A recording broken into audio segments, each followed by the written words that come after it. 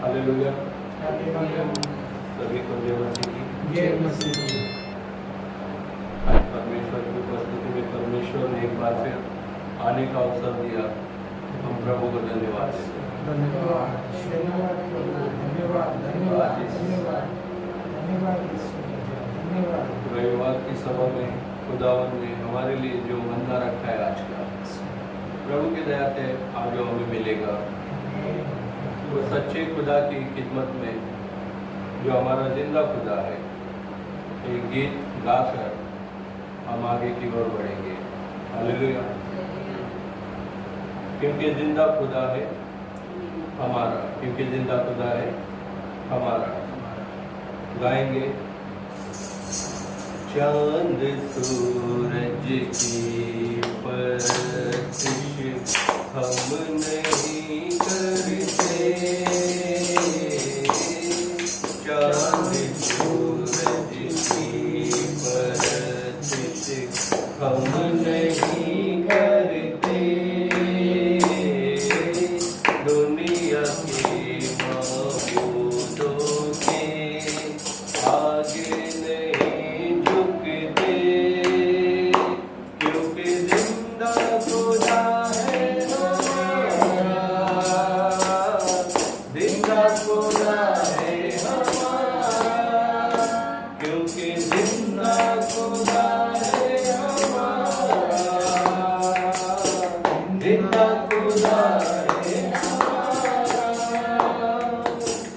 खुशखबरी को फैलाएंगे, रूह में भरते जाएंगे, खुशखबरी को फैलाएंगे, रूह में भरते जाएंगे। पास यीशु के आगे आज यीशु के लाएंगे, कोई सब इंसानों को आज यीशु के लाएंगे, शैतानों के तूफानों से हम नहीं डरते, शैतानों के तूफानों से हम नहीं डरते, क्योंकि जिंदा खुदा है हमारा, जिंदा खुदा है हमारा, क्योंकि जिंदा खुदा है हमारा, जिंदा खुदा है हमारा। हालेलुया। हालेलुया। जिंदा खुदा को हम तहे दिल से धन्यवाद करते हैं धन्यवाद धन्यवाद आज इस सुंदर दिन के लिए। हालेलुया। हालेलुया। सभी अपने पवित्र शास्त्र को खोलेंगे और उत्पत्ति का जो 12वां अध्याय है आज हम उसका अध्ययन करेंगे। एक परमेश्वर के वफादार खादिम के बारे में। इस 12वें वचन में परमेश्वर ने जो उसे आज्ञाएं दी और परमेश्वर ने जो उसे वचन दिया और परमेश्वर ने जो उससे वायदा किया, वो परमेश्वर ने किस तरह से उसके जीवन में पूरा किया, आज हम ये जानेंगे। हालेलुया। हालेलुया। अपने पवित्र शास्त्र से हम उत्पत्ति का 12वां अध्याय खोलेंगे। हालेलुया। जिसे मिला है वो पढ़ेगा परमेश्वर की ओर से अब्राहम के बुलाए जाने का वर्णन। हालेलुया। जिसे मिल गया पढ़े। एक से पढ़ सकते हैं। हाँ। यहोवा ने अब्राहम से कहा, अपने देश और अपनी जन्मभूमि और अपने पिता के घर को छोड़कर उस देश में चला जा जो मैं तुझे दिखाऊंगा, और मैं तुझसे एक बड़ी जाति बनाऊंगा और तुझे आशीष दूंगा और तेरा नाम बड़ा करूंगा और तू आशीष का मूल होगा, और जो तुझे आशीर्वाद दे उन्हें मैं आशीष दूंगा और जो तुझे कोसे उसे मैं शाप दूंगा, और भूमंडल के सारे कुल तेरे द्वारा आशीष पाएंगे। हालेलुया। हालेलुया। आइए सुंदर वचन के लिए हम परमेश्वर को धन्यवाद देते हैं। धन्यवाद। अनुग्रहकारी पिता, हम धन्यवाद करते हैं इस सुंदर वचन के लिए राजा। जो वचन राजा तूने अब्राहम के जीवन में प्रकट किया, वो ही राजा, वो ही बिल्कुल वैसा ही राजा हमारे जीवन में आप साबित करते हो, हमारे जीवनों को चलाकर। यीशुआ, आगे का भाग तेरे हाथों में हम देते हैं। ये सुंदर वचन राजा पवित्र आत्मा जी हमें चलाइए, और जितने लोग सुन रहे मेरे परमेश्वर, उन सभी के जीवन में तेरा प्रकाश हो, तेरा आनंद हो, तेरी शांति हो। यीशु के नाम से मांगते पिता, सुनो प्रभु। आमीन। यहोवा ने अब्राहम से कहा, क्या कहा? अपने देश और कुटुंबियों और अपने पिता के घर को छोड़कर उस देश में चला जा जो मैंने तुझे दिखाया। हालेलुया। तो अब्राहम को पहली आज्ञा क्या दी गई? अपने परिवार को छोड़ दे। परमेश्वर की सबसे बड़ी आज्ञा, शुरुआत में अब्राहम को बुलाया और सीधा कह दिया अपने परिवार को छोड़ दे। उसके ऊपर 11 का 31वां वचन में ऐसा लिखा है, तेरा अपने पुत्र अब्राहम और अपने पोते लूत जो हारान का पुत्र था, और अपने बहुत सारे जो उसके पुत्र अब्राहम की पत्नी थी, इन सबों को लेकर कसदियों के ऊर नगर से निकल कनान देश में जाने को चला। हालेलुया। तो ये हारान देश से निकल कर कहां पे चला गया? परमेश्वर ने क्या बोला? हारान देश से निकल जा, और कौन से देश में चला जा? यहोवा ने अब्राहम से कहा, अपने देश और अपने कुटुंबियों और अपने पिता के घर को छोड़कर उस देश में चला जा जो मैं तुझे दिखाऊंगा। मतलब परमेश्वर ने उसे आज्ञा दे दी कि तू अपने कुटुंबियों को छोड़कर चला जा, और मैं तुझे दिखाऊंगा। मतलब परमेश्वर ने अभी तक बोला नहीं है कि तुझे कहाँ जाना है, वो अभी भी दिखाने की बात कर रहा है। लेकिन ये हारान देश से निकल जाने के लिए परमेश्वर उसे आज्ञा दे रहा है। आगे लिखा है, और मैं तुझसे एक बड़ी जाति बनाऊंगा और तुझे आशीष दूंगा और तेरा नाम महान करूंगा। अब कुटुंबियों को छोड़ के जाने की बात है, देश को जब छोड़ के जाने की भी बात है, और आगे बोला जा रहा है उसे एक बड़ी जाति बनाऊंगा, और उसके बाद बोलता है तुझे आशीष दूंगा और तेरा नाम महान करूंगा, और तू आशीष का मूल होगा। क्या होगा? आशीष का मूल। मूल का मतलब क्या होता है? जड़। तो अब्राहम को परमेश्वर जड़ बना रहा है, लेकिन उसे आज्ञा क्या दे रहा है? अपने कुटुंबियों और अपने पिता के घर को छोड़कर। आज यदि हमें बोला जाए तो, और वो बोलेगा तो कोई नहीं जाएगा। अरे रविवार को सही समय पे इधर आके नहीं बैठे वो लोग, क्या जाएंगे? हालेलुया।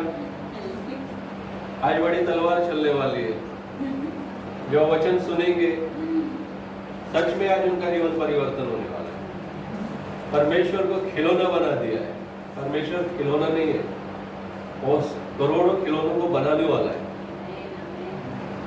जो कठपुतलियां संसार में ठुमक रही है, उसको ठुमकने की जान देने वाला परमेश्वर है। और वो ही परमेश्वर अब्राहम को बोल रहा है घर बार छोड़ के चला जा, और फिर बोलता है कि मैं तुझे आशीष का मूल बनाऊंगा, मूल जड़ बनाऊंगा। तेरे से सारी आशीष निकलेगी, तेरे से सारी आशीष निकलेगी, लेकिन कुटुंबी और घर को छोड़ के चला जा। अच्छा, तीसरे में लिखा है जो तुझे आशीर्वाद दे उन्हें मैं आशीष दूंगा, और जो तुझे कोसे उसे मैं श्राप दूंगा, और भूमंडल के सारे कुल तेरे द्वारा आशीष पाएंगे। जो उसे कोसेंगे परमेश्वर श्राप देगा। देखो इतनी गारंटी परमेश्वर ले रहा है और उसे दे रहा है कि यदि तुझे कोई कोसेगा उसको मैं श्राप दूंगा, और भूमंडल पे जितने भी लोग हैं ना वो तेरे कारण ही आशीष पाएंगे। कितनी बड़ी बात है, लेकिन घर छोड़ना पड़ रहा है। लेकिन घर छोड़ना पड़ेगा। तो ये बलिदान मांग रहा है क्या, ऐसे फ्री में दे रहा है? बलिदान मांग रहा है। अभी कुटुंबियों को छोड़ने की बात क्या है, डायरेक्ट घर भी छोड़ दे। नया घर दूंगा। चौथे वचन में यहोवा के इस वचन के अनुसार अब्राहम चला और लूत भी उसके संग चला, और जब अब्राहम हारान देश से निकला उस समय वो 75 वर्ष का था। कितने? 75 का मतलब क्या हुआ? सिल्वर जुबली ना, प्लेटिनम। एक होता है 50 वाला, ये है 75 वाला। 75 के बुड्ढे को परमेश्वर ने पकड़ लिया। क्या किया? और उसको बोलता है घर बार छोड़ दे, कुटुंबियों को भी छोड़ दे, और तुझे मैं बड़ी आशीष देने वाला हूँ। अब सारे संसार को बनाने वाला इस 75 साल के अब्राहम से आके बात कर रहा है कि मैं तुझे आशीष का मूल पिता बनाऊंगा, पूरे भूमंडल पर तेरे जरिए सभी लोग आशीष पाएंगे, तेरा नाम महान करूंगा, तेरे को ऊंचा उठाऊंगा। हाँ? और ये कौन बोल रहा है? सृष्टि का रचयिता। उसके बाद है 5वें वचन में, इस प्रकार अब्राहम अपनी पत्नी सारे और अपने भतीजे लूत को और जो धन उन्होंने इकट्ठा किया था और जो प्राणी उन्होंने हारान में प्राप्त किए थे सबको लेकर कनान देश में जाने को निकला। कनान देश को जाने को निकला और वे कनान देश में आ गए।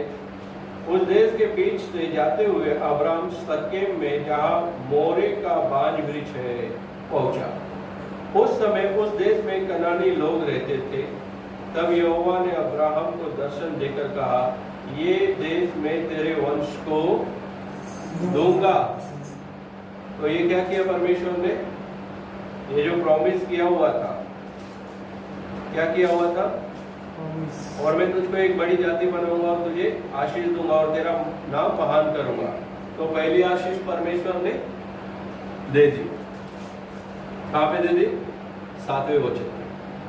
तब यहोवा ने अब्राहम को दर्शन देकर कहा, ये देश तेरे वंश को। एक ही कदम चला है अभी तक अब्राहम, हारान से कनान पे, और एक कदम चलने के बाद में परमेश्वर क्या उसे दे रहा है? उस देश को, उसके वंश को दे रहा है। ठीक है। उसने वहां यहोवा के लिए, जिसने उसे दर्शन दिया था, एक वेदी बनाई। परमेश्वर ने यहाँ पर दर्शन दिया, अब्राहम ने वहां पे एक वेदी बनाई। फिर वहां से आगे बढ़कर वह उस पहाड़ पर आया जो बेतेल के पूर्व की ओर अपना तंबू उस स्थान में खड़ा किया, जिसके पश्चिम की ओर तो बेतेल और पूर्व की ओर एक है।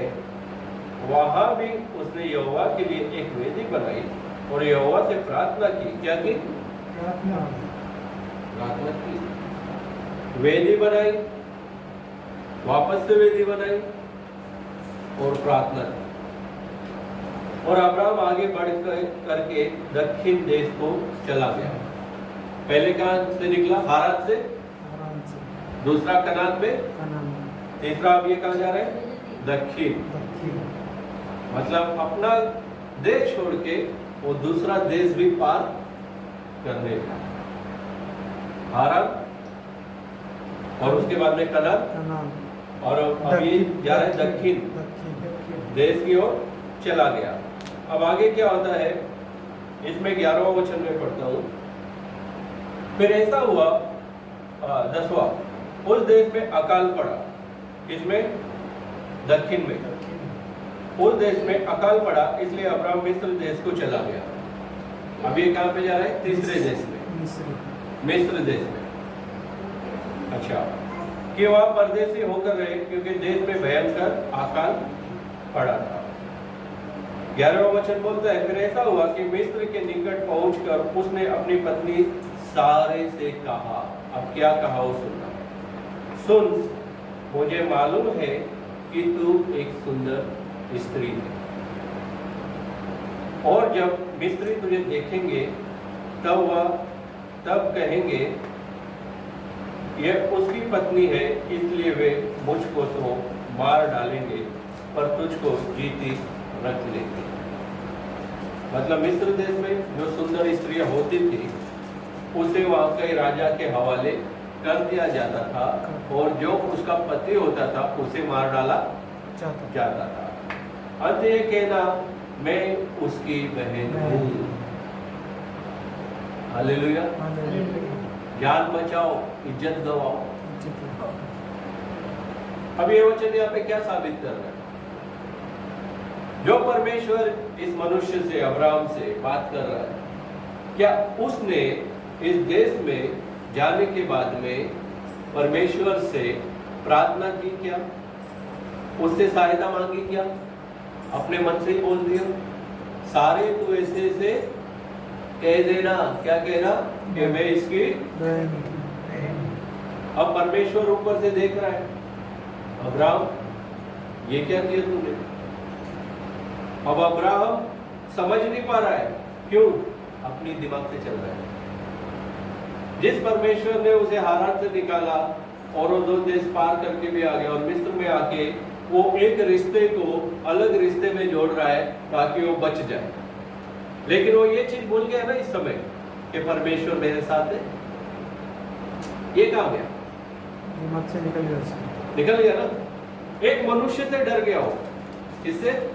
मनुष्य से। अच्छा, अंत ये कहना, मैं उसकी बहन हूँ जिससे तेरे कारण मेरा कल्याण हो और मेरा प्राण तेरे कारण बचे। फिर ऐसा हुआ कि जब अब्राहम मिस्र में आया तब मिस्रियों ने उसकी पत्नी को देखा कि वह अति सुंदर है, और फिरौन के हाकिमों ने उसको देखकर फिरौन के सामने उसकी प्रशंसा की, इसलिए वह स्त्री फिरौन के घर में पहुंचाई गई। अब सारा को पहुंचा दिया है उस देश के राजा के पास जिसका नाम फिरौन है। हालेलुया। अब यहाँ पे अब्राहम ठंडी सांस ले रहा है। हाँ, मैं तो बच गया। यहाँ पे वो ठंडी सांस ले रहा है, और फिरौन भी खुश हो रहा है। एक सुंदर स्त्री, नई स्त्री मुझे मिलने वाली है। लेकिन आगे क्या होता है? 17वां वचन। परंतु यहोवा ने फिरौन और उसके घराने पर अब्राहम की पत्नी सारे के कारण बड़ी बड़ी विपत्तियां डाल दी। क्या डाल दी? अब अब्राहम यहाँ पे बच गया, और ये फिरौन यहाँ पे खुश हो रहा है। ये खुश इसलिए हो गया कि नई औरत मिल गई, ये इसलिए खुश हो गया मेरी जान बच गई। लेकिन यहाँ पे जब परमेश्वर का काम शुरू हुआ उसके बाद में एक बार फिर अब्राहम को याद आया कि सृष्टि का रचयिता तुझे बचाने वाला। उसने क्या कहा? परंतु यहोवा ने फिरौन और उसके घराने पर अब्राहम की पत्नी सारे के कारण बड़ी बड़ी विपत्तियां डाली। वो औरत वहां पे चली तो गई, लेकिन परमेश्वर ने उसको भी नहीं छोड़ा। इसको सारे को वायदा किससे किया है? अब्राहम। लेकिन जब ये विपत्ति में पड़ रही है, ये उसकी पत्नी है, तो इसका भी साथ परमेश्वर ने पूरा दिया, और उसके कारण विपत्तियां डाली गई। किसके ऊपर? फिरौन के ऊपर। तब फिरौन ने अब्राहम को बुलवा कर कहा, तूने मेरे साथ ऐसा क्या किया? तूने मुझे क्यों नहीं बताया कि वह तेरी पत्नी है? अब ये विपत्ति के कारण पूरा परेशान हो गया है और अब्राहम को बुला रहा है। मैंने उसे अपनी ही पत्नी बनाने के लिए लिया, परंतु अब अपनी पत्नी को लेकर यहाँ से चला। फिरौन अब्राहम को कह रहा है, कारण कौन बना बीच में? परमेश्वर। परमेश्वर यहाँ इसने अपनी बुद्धि से औरत को बहन बना लिया, बहन बना लिया, खुद की जान बचा ली, उसके हाथ में दे दिया। अब उसे ये नहीं मालूम कि इसकी सच में ये बहन है क्या। उसे जब विपत्तियां पड़ी तब ये राजकारण उसके सामने आ गया, ये राज खुल गया। लेकिन ये विपत्ति और सारा को बचाने वाला और अब्राहम के घराने को छुड़ाने वाला कौन रहा बीच में? केवल और केवल परमेश्वर। अब ये यहाँ पे बोल रहा है, और फिरौन ने अपने आदमियों को उसके विषय में आज्ञा दी और उन्होंने उसको और उसकी पत्नी को सब संपत्ति सहित जो उसकी थी विदा कर दी। हालेलुया। परमेश्वर ने जो वायदा किया वो निभा रहा है। उसके बाद क्या हुआ? उसके बाद में एक बड़ी लड़ाई शुरू होती है। अब यहाँ पे परमेश्वर ने उसे बहुत अच्छी तरीके से बचा लिया। अब ये 15 अध्याय जो है इसमें लिखा है, इन बातों के पश्चात यहोवा का ये वचन दर्शन में अब्राहम के पास पहुंचा, हे अब्राहम मत डर, तेरी ढाल और तेरा अत्यंत बड़ा प्रतिफल मैं हूं। अब्राहम ने कहा, हे प्रभु यहोवा, मैं तो निर्वंश हूं और मैं मेरे घर का वारिस ये दमिश्क वासी एलीएजर होगा, अंत तुम मुझे क्या देगा? और अब्राहम ने कहा, मुझे तो तूने वंश नहीं दिया। हालेलुया। अब ये वही व्यक्ति है फिरौन के हाथ से जिसे परमेश्वर ने छुड़ा दिया। अब ये यहाँ पे क्या कर रहा है? परमेश्वर को दोष दे रहा है। क्या दे रहा है? कि तूने मुझे वंश नहीं दिया, पुराना देना। हाँ। और क्या देखता है? देखता हूं कि मेरे घर में उत्पन्न हुआ एक जन मेरा वारिस होगा। तब यहोवा का ये वचन उसके पास पहुंचा, ये तेरा वारिस ना होगा, तेरा जो निज पुत्र होगा वही तेरा वारिस होगा। एक और वायदा, कितने सारे वायदे किए, उसके बाद में एक और वायदा उसने कर दिया। अच्छा, और उसने उसको बाहर ले जाके कहा, आकाश की ओर दृष्टि करके तारागण को गिन, क्या तू उनको गिन सकता है? फिर उसने उससे कहा, तेरा वंश ऐसा ही होगा। उसने यहोवा पर विश्वास किया और यहोवा ने इस बात को उसके लेखे में धर्म गिना। क्या गिना? धर्म गिना। उसके बाद में वचन 16वें अध्याय में लिखा है, अब्राहम की पत्नी सारे के कोई संतान न थी, उसके हाजिरा नाम की एक मिस्री दासी थी। सारे ने अब्राहम से कहा, देख यहोवा ने तो मेरी कोख बंद कर रखी है, इसलिए मैं तुझसे विनती करती हूँ कि तू मेरी दासी के पास जा। संभव है कि मेरा घर उसके द्वारा बस जाए। आगे क्या है? सारे